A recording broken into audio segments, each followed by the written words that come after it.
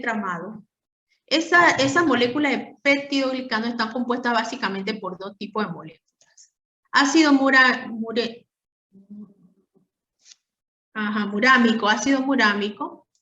y ácido acetilglucosamina. Esos se forman a través de enlaces glucosílicos específicamente, que son esos enlaces que ustedes ven aquí que parecen dos rayitas. Y esos enlaces básicamente están hechos de puentes de lisina con alanina. ¿Por qué es importante entenderlo? Ahora lo vamos a ver, porque esos enlaces son específicamente dianas o lugares donde se utilizan antibióticos para lograr el rompimiento de esas cadenas y permitir la entrada entonces del antibiótico a la célula. A nivel de la membrana, claro. Especialmente, vamos a ver, aquí. Entonces tenemos la estructura. En esta área que vemos aquí del ácido murámico, se forma una lipoproteína, que también es una diana para muchos antibióticos. Entonces esa lipoproteína es el ancla donde se unen o se entrecruzan los peptidoglicanos. Y ahí están pues las moléculas que forman la capa externa del peptidoglicano, N-acetilglucosamina, ácido D-glutámico, lisina, N-acetilmurámico. Bien. Entonces, ¿cómo se forma realmente? Entonces, se forma por el N-acetilglutámico o glucosamina formada por un enlace beta 1,4, que es donde actúa, o es el sitio de división de las lisosimas. Y por eso es un sitio importante y tener claro que es un sitio donde la bacteria puede ser atacada fácilmente por nuestra respuesta innata. Bien, entonces por la respuesta del sistema inmunológico. Entonces aquí tenemos entonces la unión de la que estábamos hablando, lisina-alanina, que es donde ocurre el entrecruzamiento de los peptidoglicanos o glucanos. Y ese puente también es importante tenerlo claro. Y es donde se forma lo que se le llama un dipéptido, que es donde se da la acción específica, y aquí lo dice, de beta-lactámicos y de vancomicina. Y les decía entonces que en este enlace, que fácilmente se puede romper a través de lisosimas, por ejemplo, en nuestro cuerpo, ¿dónde se producen las lisosimas? Se producen a través de las lágrimas, que es una forma de producción de lisosimas, y hay otras partes del cuerpo que también las producen. Entonces tenemos la síntesis de peptidoglucanos. Bueno, aquí está muy chiquita la imagen. Es una síntesis que se da a través de bloques. No me deja abrirla. Oh, es que lástima que sea tan chiquita. Bueno. Estos bloques que pueden tener un inicio con una molécula de alta energía como el uridil trifosfato, que luego se va uniendo a ácido glutámico para formar una molécula de piruvato, y luego se van uniendo una serie de aminoácidos para formar un complejo mucho más grande. Ese complejo de N-acetilglucosamina más ácido murámico se va formando bloques, y esos bloques son los que se unen específicamente a moléculas que se llaman beta-lactámicos, bactoprenol, y ese bactoprenol es el que permite esa unión o ese entrecruzamiento específico en las células, específicamente en la región de los peptidoglucanos. Eso para verlo desde el punto de vista bioquímico, ¿no? Eso se da a través de una reacción de transpeptidación en la que la lisina se une al ácido murámico a través de un ion nitrógeno, un ácido nítrico, y bueno, para que se viera la reacción química.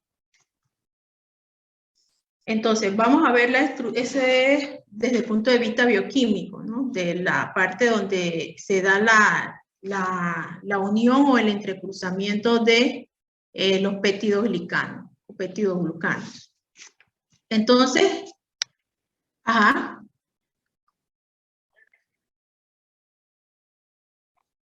Ajá.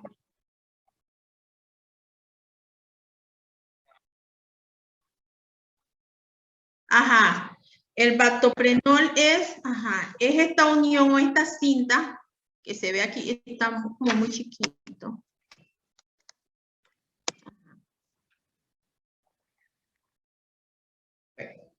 ¿Perdón?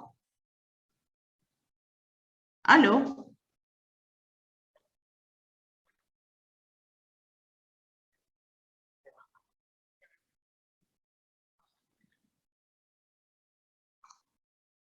Ajá, de un puente de fosfato, más bien, de ahí hay dos difosfatos, lo que pasa es que está muy chiquita, no se ve. De dos difosfatos que hay allí, y se da un puente específico, que es el que vamos a ver por acá adelante, que es un puente de nitrógeno, ácido nítrico, está aquí, y une la lisina con la D-alanina, los dos aminoácidos donde se hace la transpeptidación o se hace el entrecruzamiento, porque desde el punto de vista químico se llama transpeptidación. Y es donde se da el entrecruzamiento de los peptidoglucanos y es el sitio o diana específica para algunos antibióticos. Especialmente antibióticos beta-lactámicos. Entonces, la estructura de la membrana plasmática.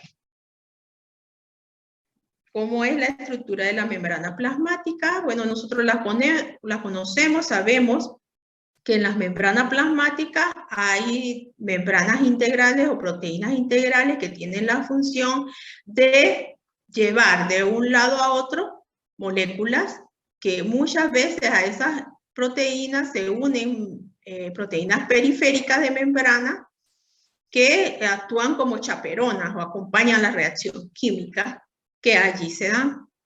Tenemos los fosfolípidos, que son sitios que permiten, en el lado fosfato, permiten la entrada de las moléculas de agua y en el lado lípido, pues permiten que estas proteínas de membrana sean atravesadas o atraviesen la membrana, dicho de mejor forma.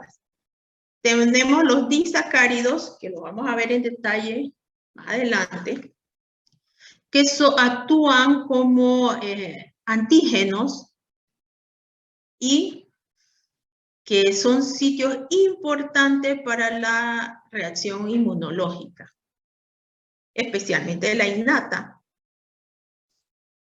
Y tenemos entonces los glucolípidos integrados especialmente a la membrana, que también tienen en muchos casos, en muchas células, tienen acción de antígenos. Tenemos una hélice hidrofoba, o sea que se une a la membrana y que permite también la integración de algunas moléculas que eso en términos generales. Hay que hacer la observación de que los fosfolípidos han sido hechos un poco más grandes como para que se puedan observar, pero en realidad son un poco más chicos. Con respecto a la imagen, ¿no? Obvio. Entonces vamos a ver los ácidos teicoico y lipoteicoico, especialmente en peptidoglucanos. Acuérdense que estas estructuras son propias de los peptidoglucanos porque son las membranas que están externas en las células gram positivas. Entonces los ácidos teicoico y lipoteicoico son polímeros de ribosa o glicerol modificados químicamente y unidos por grupos fosfatos. Entonces decimos a los grupos hidroxilo del glicerol o de la ribosa pueden unirse al azúcar, colina o de alanina, las cuales actúan como determinantes antigénicos. Entonces tenemos el ácido ribitol teicoico, especialmente en Staphylococcus, y se utilizan para hacer especialmente diferenciación. Y tenemos el ácido glicerol teicoico en lactobacillus. Vemos que la estructura de los azúcares son bastante diferentes en uno y en otro. Entonces se utilizan para hacer clasificación y se diferencia también por medio de la utilización de anticuerpos. Entonces tenemos los lipopolisacáridos, que también son estructuras de la membrana. Ajá. ¿Esta? Antes, ajá. ¿Esta?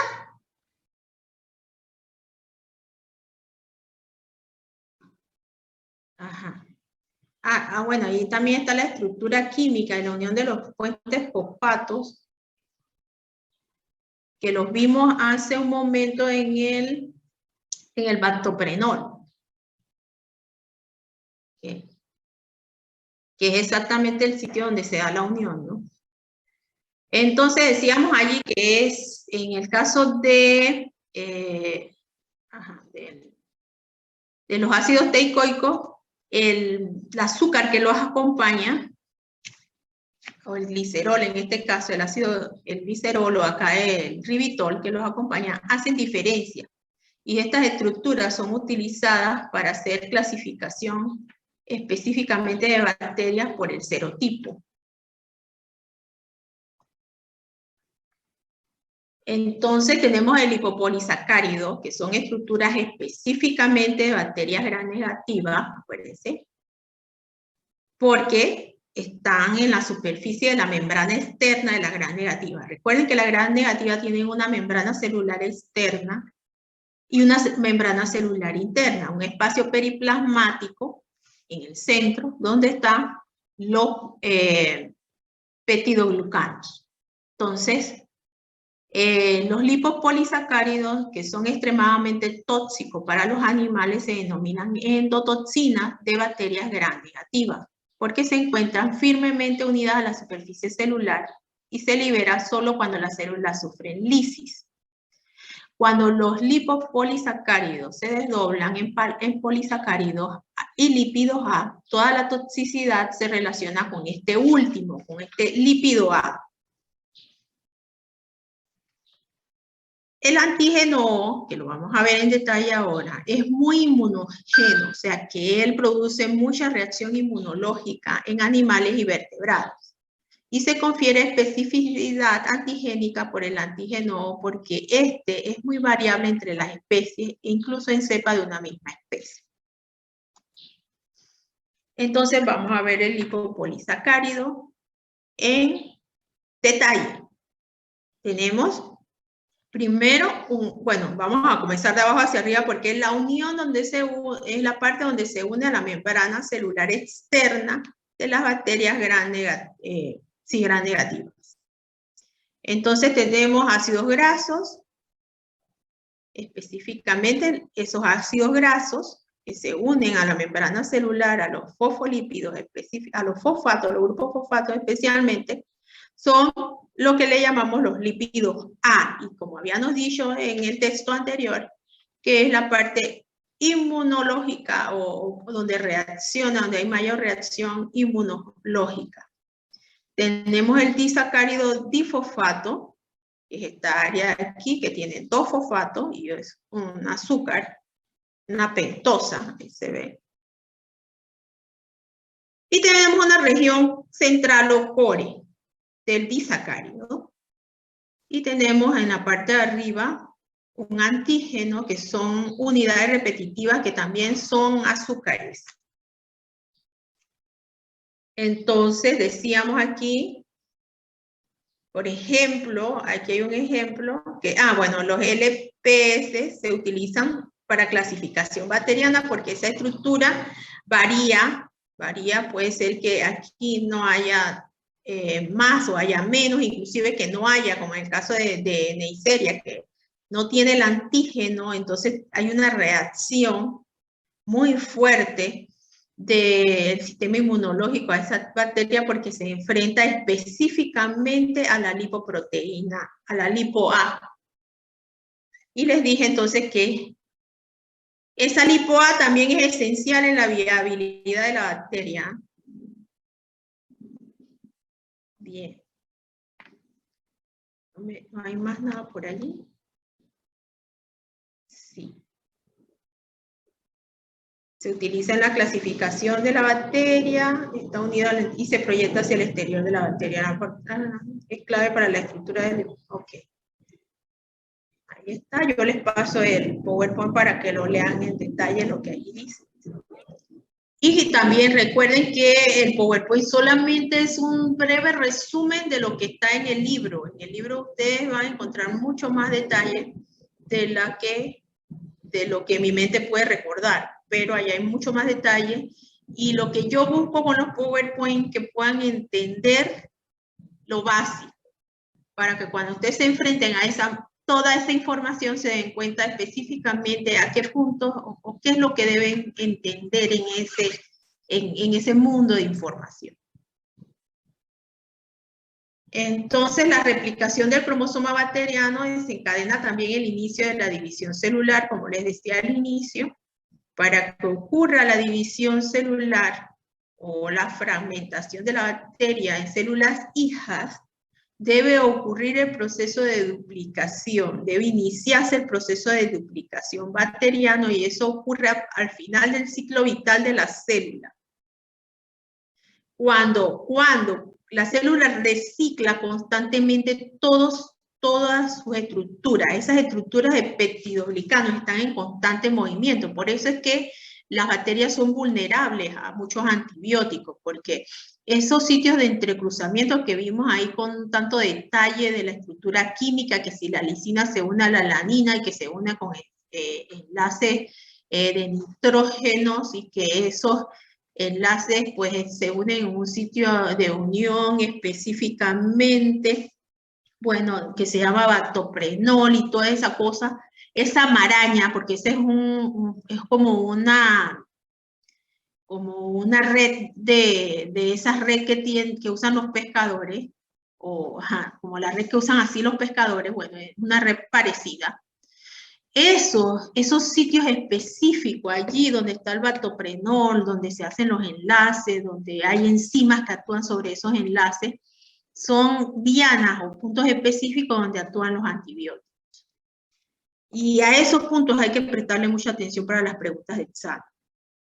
La replicación del cromosoma bacteriano desencadena también el inicio de la división celular, como ya les dije, y los componentes. Una vez iniciada la replicación, se da la formación del tabique por la estrangulación de los peptidoglicanos, y entonces se forman, en el caso de las células, de ambas células, porque ambas tienen peptidoglucanos. Entonces se forma la célula hija, y ese proceso se llama división o fisión celular. Y recuerden pues que en el caso de los pilinsexuales se da entrecruzamiento, se da aporte de información genética en el momento del entrecruzamiento, pero no se da división celular y por eso no se considera del todo una reproducción sexual, pero sí los primeros indicios celulares de reproducción sexual en seres vivos. Entonces, algunas bacterias gram positivas, pero no todas, las gram negativas, especialmente Bacillus anthracis, que fue muy famosa para hace como 20 años cuando ocurrió lo de las Torres Gemelas, porque ese bacilo fue utilizado para hacer un ataque terrorista en los correos, en las cartas en los Estados Unidos. Bueno, tiene la facilidad de hacer esporas, por eso fue tan fácil movilizarlo en el correo, porque él forma esporas, esas esporas son como si fueran polvillos, y fue fácil distribuirlo. Entonces, decía que el Clostridium también es una bacteria que forma esporas, y que de hecho el Clostridium se utiliza en unas cápsulas para ver si el autoclave, que es la herramienta más eficaz, una de las herramientas más eficaces para esterilización en los laboratorios, específicamente se utiliza esas cápsulas de Clostridium para ver si una vez la cápsula ha pasado por el proceso de esterilización a 270 atmósferas y arriba de 120 grados, ha sobrevivido al proceso de esterilización. Si la cápsula se pone en medio de cultivo y no crecen las esporas, se ponen en medio de cultivo y no crecen, entonces se dice que el medio de esterilización ha sido efectivo. En condiciones eso hay que hacerlo de vez en cuando con los autoclaves. Para los que planeen tener laboratorios clínicos, eso hay que hacerlo de vez en cuando para garantizar que el proceso de esterilización se esté llevando a cabo de manera correcta. En condiciones ambientales adversas como la desaparición de nutrientes o temperaturas muy altas o sistemas en el que la bacteria necesariamente tiene que entrar en un estado de vegetativo o de latencia, entonces se forman las esporas y que constituyen una característica que facilita la identificación. Obviamente, si tengo una bacteria que produce esporas, pues eso me va a facilitar identificarla. Y bueno, ¿cómo es la estructura de las esporas? Es laxa, generalmente se utilizan los peptidoglicanos y otras estructuras proteínicas para formar la cápsula, y muchas de esas estructuras químicas alrededor de las cápsulas son las que se utilizan entonces para hacer la diferenciación de la especie o del microorganismo que se quiera identificar. Me parece que ese es el tema hasta hoy, ¿sí? Y ahora sí, nos metemos en las preguntas. ¿Tienen preguntas? ¿Cuáles preguntas tienen? Vamos a tratar de resolverlas lo más que se pueda. Ajá.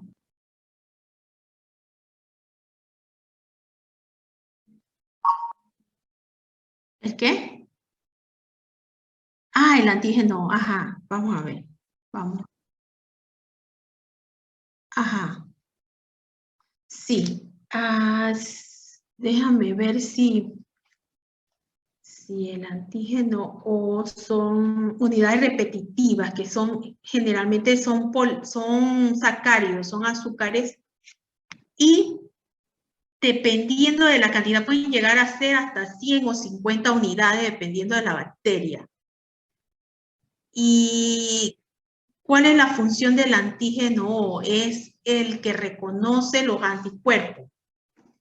Cuando la célula dendrítica activa las células dendríticas, cuando una vez que entra la célula,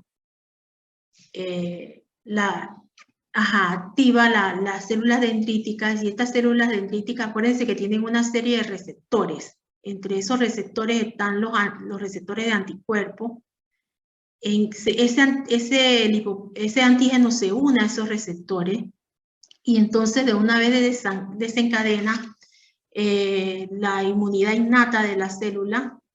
Se producen entonces los macrófagos y los neutrófilos. Después de varios días se producen los neutrófilos, y bueno, desencadena pero no es, o sea, es el sitio antígeno en el que se une al anticuerpo específicamente en células dendríticas, y promueve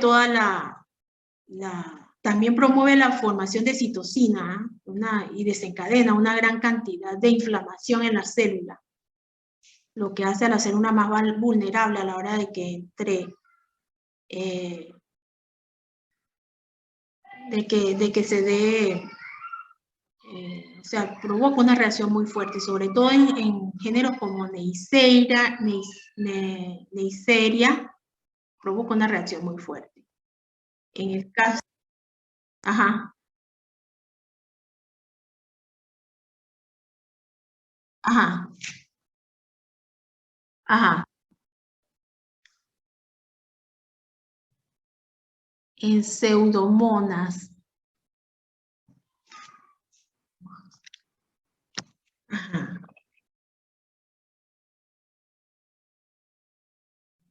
¿Solamente había?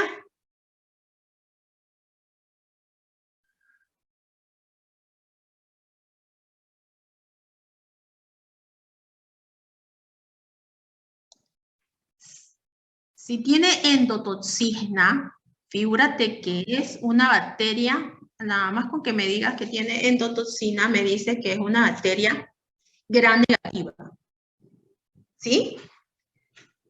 ¿Por qué? Porque tiene la facilidad de verter, si fuera una bacteria gram positiva, tiene una pared peptidolicano que le impide que, que esas endotoxinas salgan a la superficie. En el caso de pseudomonas, pues si tiene endotoxina también debe tener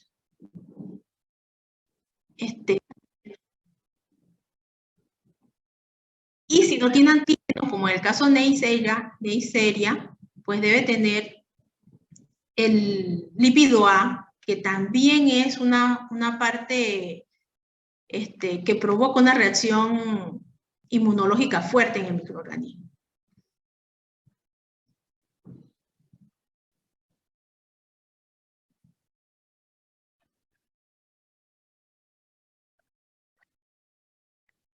Ajá.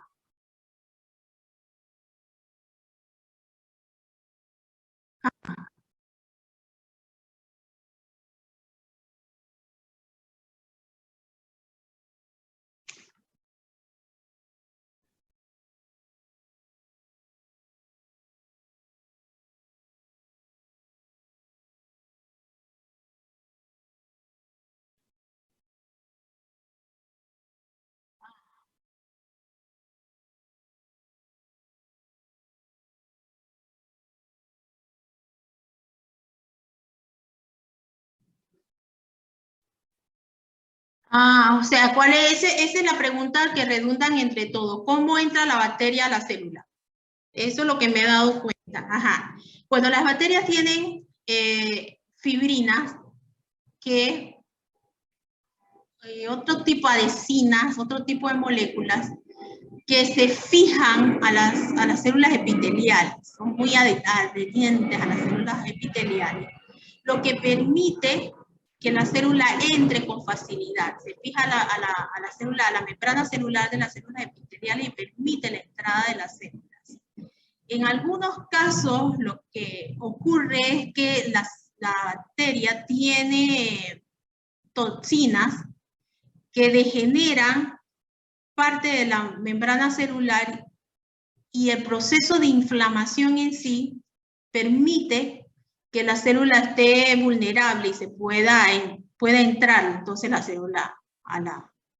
Pero el antígeno, por ejemplo, el lipo-A realmente viene a ser una molécula que es reconocida por las células, especialmente por los neutrófilos y los macrófagos, para poder ser fagocitada. Esa es la función básica del lípido A, no es entrar a la célula. Las bacterias tienen mecanismos a través de moléculas específicas, fibrinas, adhesinas, que le permiten la entrada a la célula huésped.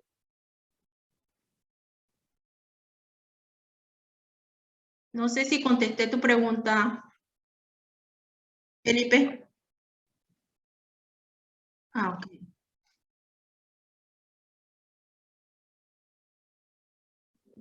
Ajá. Específicamente los neutrófilos y los macrófagos. Los reconocen en sus sitios de reconocimiento. Recuérdense que ambas moléculas provocan fagocitosis. Entonces, en el caso de Neisseria, que es la que más me concentré porque alguien me preguntó sobre ella, en el caso de esa molécula, los neutrófilos, ni siquiera ella evade el proceso de fagocitosis y los neutrófilos salen de la célula con facilidad, porque acuérdense que esa célula, esas moléculas, esas células salen y entran con facilidad por el cuerpo a través de los tubos linfáticos o de los nódulos linfáticos. Entonces, él sale de la célula infectada cargada del microorganismo y, claro, la célula que infectada se comienza a reproducir, utiliza todo el mecanismo del neutrófilo, comienza a reproducirse en grandes cantidades. Y prolifera a nivel extracelular.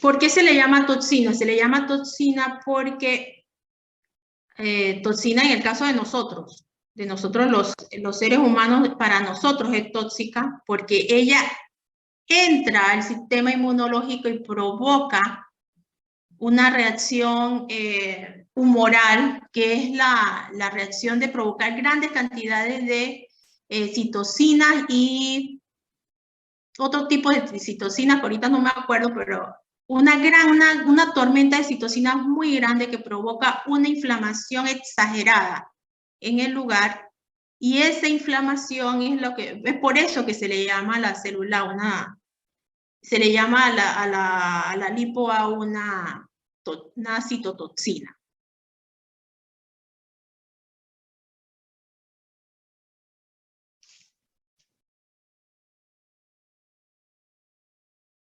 Perfecto. Espero haberla contestado la pregunta. ¿Alguna otra pregunta? Por eso a mí me gusta el hecho de que den las clases, porque si que den las clases no, que den las charlas, o que hicieran las representaciones de los estudios de caso, porque eso nos da la facilidad de que ustedes tengan un conocimiento de antemano y me ayuda a mí a hablar con como más fluidez sobre el tema.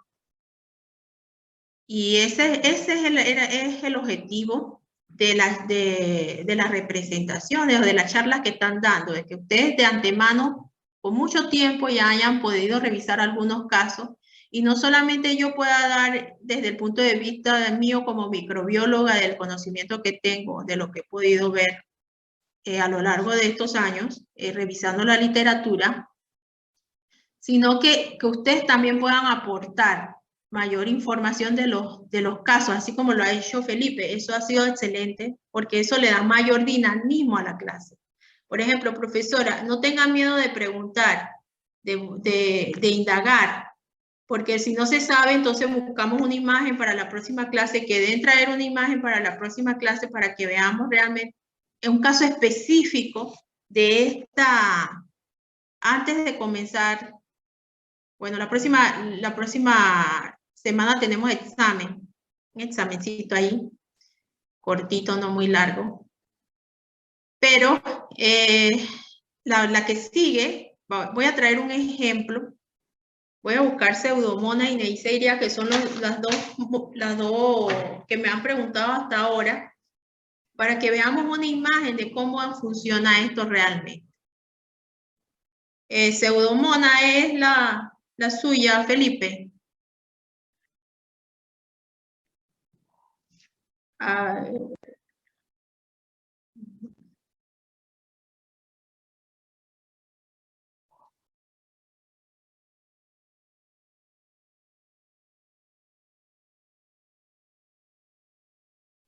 Ajá.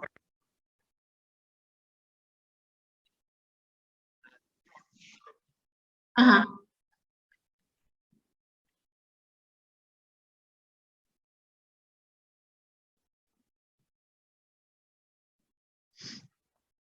Hay que ver también si la resistencia implica la digestión de la molécula.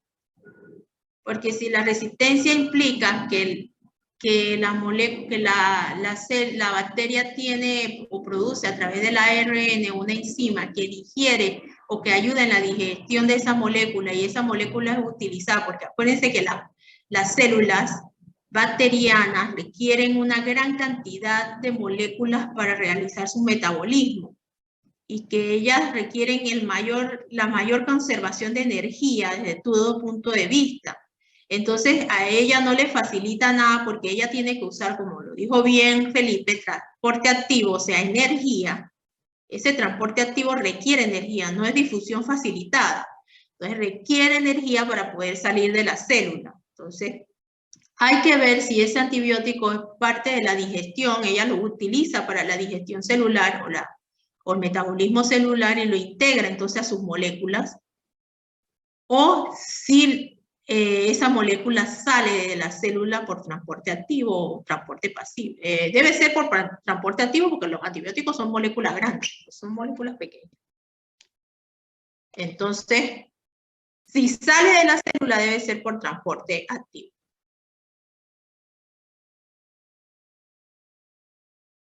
Perfecto. Muy bien. Ese es el tipo de interacción que debemos darles a estas clases, de manera que todos podamos participar y conversar en base al conocimiento que ustedes tienen ya de sus representaciones, que debían haber estado trabajando con sus representaciones desde hace tiempo ya. Los que están trabajando conmigo en el laboratorio. Sí, profe, es que los de Santiago no vamos por esa parte, entonces por eso quizás Todavía a no han veces nos quedamos iniciado. callados, sí.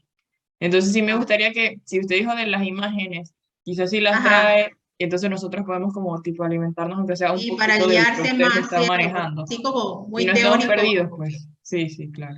Ajá. Mejor si vemos una imagen y nos guiamos por la imagen y vemos exactamente qué pasa y cómo pasa con el sistema inmunológico, con la reacción innata y la acción de moléculas, específicamente el sistema inmunológico actuando sobre la endotoxina o el lípido A o el antígeno. Eso es, si yo lo pensé anoche, pero yo dije, bueno, de repente me meto en eso y los enredo más, pero mira que ya me había dicho uno de los chicos, no me acuerdo el nombre, eso es malísima para aprender, me los aprendo ya después cuando me los aprendo ya después cuando ya han salido del cuatrimestre. Pero sí, sí, yo creo que sí les voy a traer esos casos, se los voy a traer para la próxima clase, se los prometo, y así discutimos un poco más acerca de cómo se da específicamente el actuar del lípido A y de la región del antígeno específicamente. Quedamos así, muchachos, si no hay más preguntas. Profe. Recuerden estudiar, leer bastante. Recuerden que en el caso de los primeros capítulos, pues la aplicación es básica. En el caso del sistema inmunológico deben saber para qué son los neutrófilos, cuál es su función, cuál es la función de las células estrelladas, de las células de los macrófagos, de los linfocitos, el origen de esas células. En el caso de serología, pues deben saber la aplicación específicamente, a qué se aplica cada una de esas muestras, o cada una de esas técnicas, perdón, a qué muestras se aplica, cuándo se usa, cuándo es necesario utilizar, por ejemplo, PCR, cuándo es necesario utilizar electroforesis en gel de agarosa, cuando tengo una proteína que, una endotoxina, que generalmente son proteínas, qué técnica tengo que utilizar para poder describirla. ese tipo de cosas, cuando un antibiograma, por ejemplo, es necesario. Ese tipo de cosas o pruebas de susceptibilidad son necesarias cuando se utiliza una tinción simple. Casi no puse nada de microscopía porque me pareció como muy elemental. Creo que no puse nada de microscopía para que se salten esa parte, porque yo entiendo que ya eso lo traemos desde, ya creo que está hasta en los genes, esa parte de microscopía. Sí, y en la parte pues del sistema, ya en el sistema inmunológico, y en esta parte especialmente, en este capítulo, pues vean especialmente dónde la célula es débil frente a antibióticos. Esas son las preguntas que van a ir ahí. ¿Quedamos así? ¿Vemos? ¿Es el capítulo 18 en la prueba, en el examen? No entendí. Ah. El 18, no, porque cambié de libro. Y como vi que el capítulo 12 describía perfectamente la estructura celular de las células, gram positivas y gram negativas, pues me quedé con el 12 solamente, para también que son bastantes capítulos.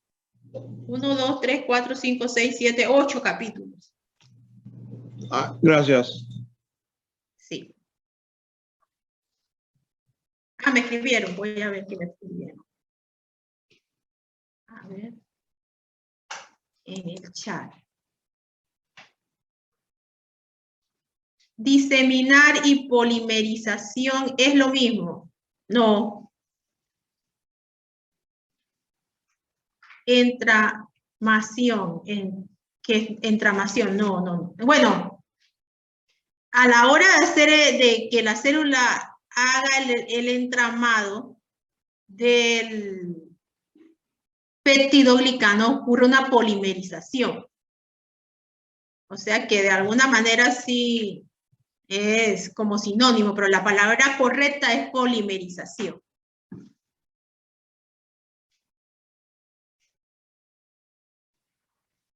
El informe los envían a lisbethmchacon@gmail.com de preferencia, aunque en la plataforma pusieron mi correo de Hotmail, ahí también lo estoy recibiendo.